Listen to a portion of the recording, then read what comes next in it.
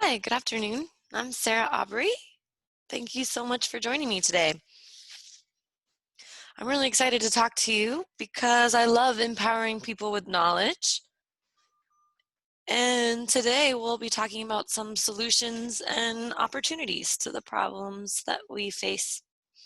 I work for Net Your Problem.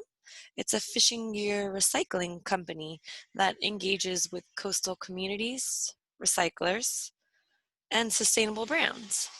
On the pile of nuts, there is our founder, Nicole Baker, one of my personal heroes. And we created this webinar to help you green your swag and drive demand for the circular economy. Swag, gear with your logo on it. As the world rapidly changes and we realize just an important part of it we have this opportunity to care for it and shape it. And I'm not sure how you're feeling, but nothing has demonstrated to me the interconnectedness of all living things on the planet like COVID-19.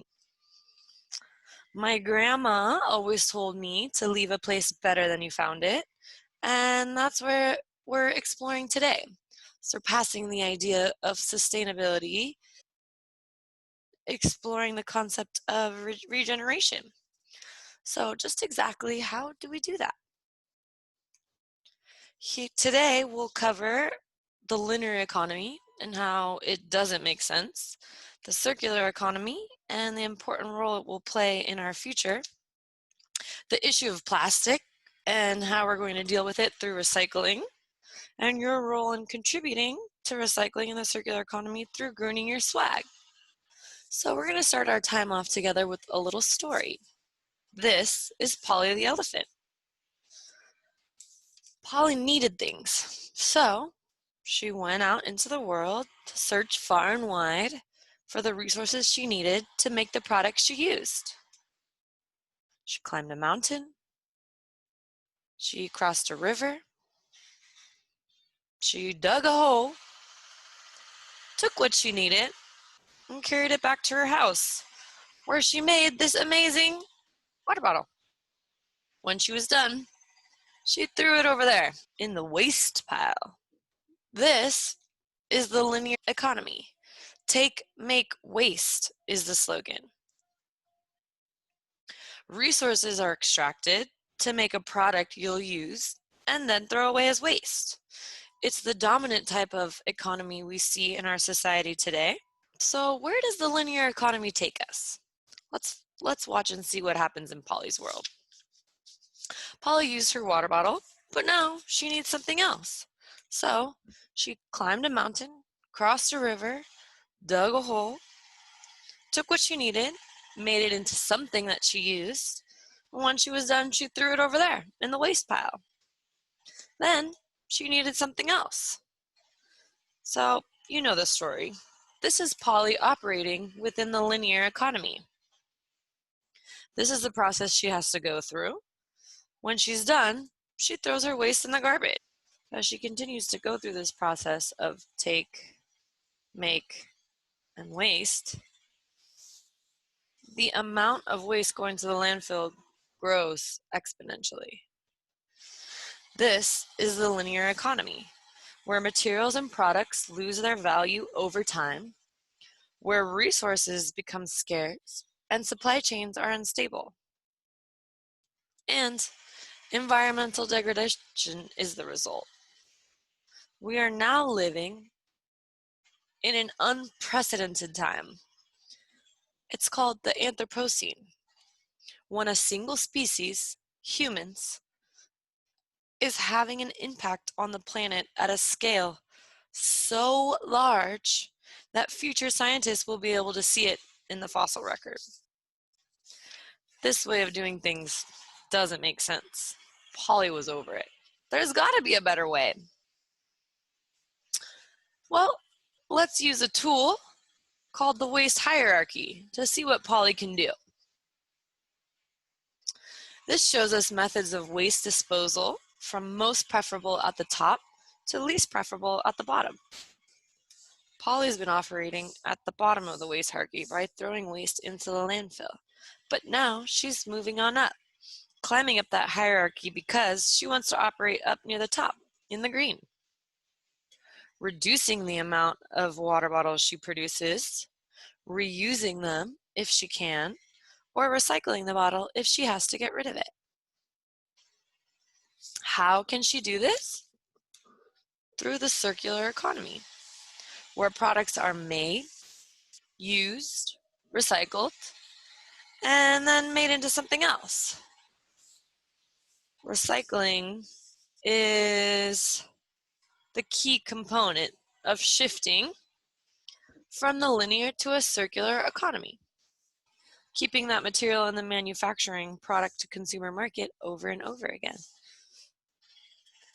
So today, I'll show you the critical roles you can play to be a part of this exciting paradigm shift. First, I'm going to shift your perspective from seeing items traditionally viewed as a waste to seeing them as a resource. I'll teach you how the incredible concept of the circular economy not only makes sense, but how it can save the planet and communicate your values to the people around you.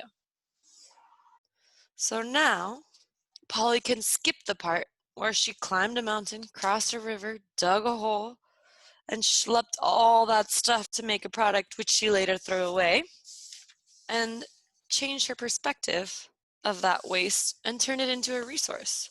Took that linear economy and dumped it straight in the trash. That's the only thing that should be going in there. Polly now recycles the products she uses, which then get remanufactured into new products, bought, used, recycled, and turned into something new. Round and round and round it goes. She doesn't have to extract any more materials because the same resources get used to make new products. In order to make the circular economy work, all the pieces of the circle must be functioning. Products must be designed with their disposal in mind. This means they're easily recycled or composted. Consumers must buy products made with recycled content. And recyclers must recycle in a way that doesn't degrade the material for manufacturers. So let's get some context here and talk about a problem, a major problem that circular economy solves, and talk about the other elephant in the room, plastic. Currently, around the globe, 359 million metric tons of plastic get produced every year. And none of these common types of plastic biodegrade, which means over time, they accumulate more and more and more. So every year, 359 million tons get added to the pile. Just how much plastic is that? Well, for reference, that's the same as 60 million African elephants. See the big ears? That's the African elephant, the big ones. That's a whole lot of elephants. The most common types of plastic are polyethylene, polypropylene, and polyvinyl chloride. Of these types of plastics, the only two that are commonly recycled are some types of polyethylene and PET, plastics number 1 and 2. Most recycling facilities just can't handle the other types. And just so you know, that little symbol with the chasing arrows and a number in the middle, that is not a symbol that the product can be recycled. It's a symbol that indicates the type of plastic resin used in the product. Seeing those arrows trick us into thinking something is recyclable when it's just not true. Rude. So, what should we do about all this plastic? What was that? We should recycle it? That's a great idea. So, what percentage of plastic waste is recycled every year in the US? 9% is the correct answer. In the US, 91% of the plastic produced is not recycled. That means 63.5 billion pounds of plastic end up in the landfill or who knows where every year. And you know it, there she is, just for reference, That big old African elephant. That's like dropping off 5 million African elephants every year. Where's that stuff going to go? Hold on. Wait a minute. Why is this a thing? We know we should recycle. We use products that can be recycled, and we have the technology to recycle. Where's the holdup? Why is this rate so low? Before we answer that, let's take a quick look at the waste management scene globally. I'm going to orient you and then give you a minute because there's a lot going on in this slide. Starting at the top of the waste hierarchy, remember the one that Polly wants to climb to the top of? We have the waste generated per person. On the second tier is data on recycling. When the country has a formal recycling system, like our curbside collection, but some countries instead have a whole community of waste pickers who divert waste from the landfill and sell it to recyclers. That's the little figure of the guys pushing carts. The third tier shows burning for energy recovery. And lastly, the bottom tier shows the percentage of waste that goes to the landfill. I'll give you a minute to check out how this varies geographically. So let's zero in on the left side and see what's going on in the US. Some striking things you'll notice is our per capita resource use is off the chart, which makes the waste generated per person huge in comparison to the other countries represented in this data. Clearly, we've got a waste problem that we need to turn into a resource solution. 24% of our waste is recycled, but most of that is composting and paper and cardboard recycling. We do have some waste to energy conversion happening, but the health and environmental impacts vary depending on the emission control technology of each plant. Okay, let's stop for a minute and take a deep breath because things might be feeling a little bit heavy right now. Sit up nice and tall. Take a big breath in and let it all out. Ooh, that feels good. Let's do it one more time. Okay, now we're ready to talk about solutions. Here's where you come in as contributing members of the circular economy. How to improve recycling rates, starting with the little blue bins and better sorting. Items need to be deposited clean and dry. Needs to be stuff we really can recycle. A lot of wishful recycling happens where you have a product you use and you want it to be recycled, so you throw it in the little blue bin. Unfortunately, present technology can't deal with mixed polymers at the moment. This means knowing which items are and are not recyclable so that we can lower contamination rates. Not all plastic is created equal. Contaminated recycling loads go straight to the landfill. The second way to improve recycling rates is through better design and manufacturing. Designing products that are easily recyclable and maintain material quality is critical in making this process work. If designed right, there is no limit to the number of times a piece of plastic can be recycled. This includes what we mentioned in the first box, avoiding the mixing of plastic polymers in a single product to ensure recyclability, and labeling products correctly so that consumers know exactly what to do with them. The third way to improve recycling rates is through awareness. Despite the recycling projects we all did in second grade, there's a lot of misinformation out there about the do's and don'ts of recycling. It's important to talk to the people you know and read up on the latest information about responsibly disposing the products you use. And every municipality is different, so check with local waste management for the rules on what they can and can't accept. Remember, a contaminated recycling batch goes straight to the landfill. And lastly, accountability. Don't make it someone else's problem. So what exactly are the benefits of recycling? For one thing, it saves space. Our world is crowded and every square millimeter is sacred. Why do we want to use that space for trash when it could be homes or parks, agriculture or wildlife reserves?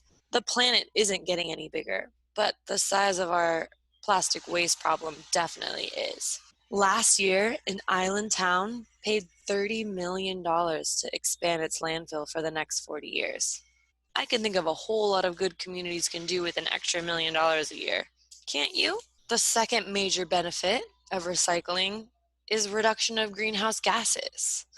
Ever since the Paris Climate Agreement was signed in 2015, companies and governments have been jumping on board with what they can do to keep global temperature from rising past 2 degrees Celsius.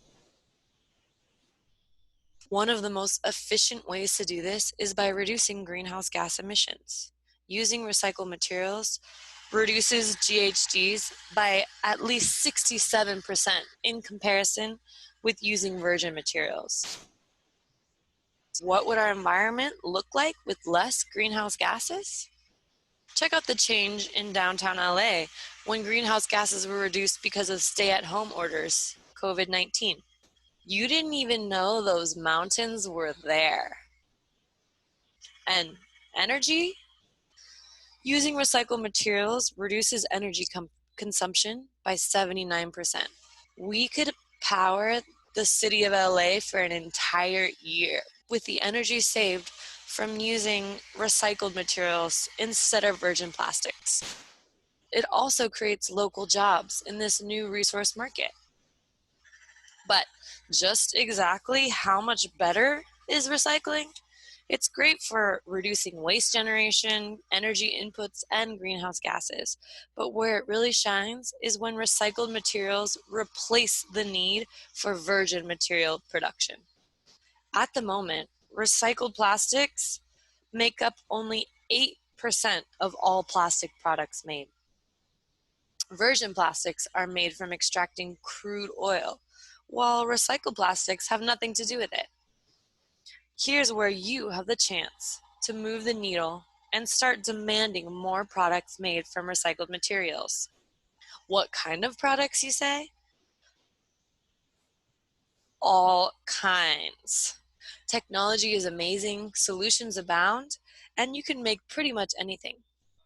Injection molding to make rigid plastics, yarn to make clothing and carpets, flexible plastics. The possibilities are infinite. So, let's talk about swag. Why do companies make swag? Well, for one thing, it boosts company culture, which increases retention, collaboration, and productivity. It's an effective marketing tool, good for brand familiarity. Plus, it feels good to give people things and usually makes them want to give you something back. And most importantly, and this is where we tie it all together, I'm sure you're wondering where I was going with this, it promotes company values. Using recycled materials in the swag you buy shows people what you're made of. Do they care? Sure do. In 2018, NYU found that the market share of sustainable products was 16%, with people spending $114 billion on products labeled sustainable or earth-friendly. People are even willing to pay more for sustainable products. I'd say it's pretty important to a lot of people. People are waking up to the fact that, hey, we're all in this together. So what does this have to do with how you can save the planet and be good to your business? Well, your swag is your identity. Do things that make people proud to wear your gear, and you're really onto something. I'm an entrepreneur, and this is some of the swag I had in my first business, a surf and yoga hostel called Grateful Souls. At Grateful Souls, we held weekly beach cleanups and developed a community that brought the same people back year after year. From giants like the environmental champion Patagonia, who saw a 30% increase in sales the year they began the Common Threads initiative, which encouraged people to reuse and repair instead of buying new. To my favorite local brewery, Helia, owned by avid surfers who opted to have compostable cardboard six-pack rings instead of plastic ones. I love Helia beer, and I love what they're doing for the environment. After hearing all that stuff about plastic brings a new meaning to the term enjoy responsibly.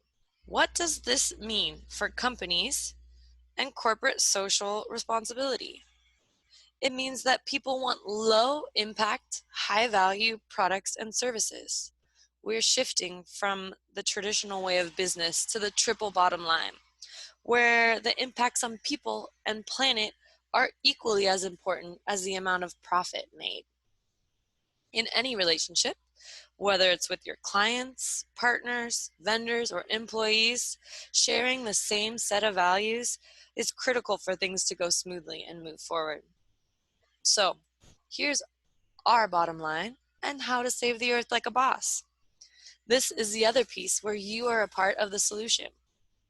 Drive demand for products made of recycled materials by voting with your dollar and buying swag made with recycled material content. Spread awareness and lead by example. Brand yourself as an earth advocate and show that your values align and support solutions to the problems we're facing today. As industry leaders, we are responsible for taking a stand and doing our part to reduce pollution and regenerate Earth systems. Support technology development and be good little recyclers by remembering the 4 ways to improve recycling rates. Now, I know I've given you a ton of information, but I wanted to say one more thing before we get to the goodies. And that's a quick warning to watch out for greenwashing. Being sustainable is trendy, and people know how valuable it can be to appear to do the right thing. Remember that market share of $114 billion? Because of this, we have to watch out for greenwashing. Greenwashing is the practice of making an unsubstantiated or misleading claim about the environmental benefits of a product, service, technology, or company practice. Greenwashing can make a company appear to be more environmentally friendly than it really is. Okay, so now it's time to take action.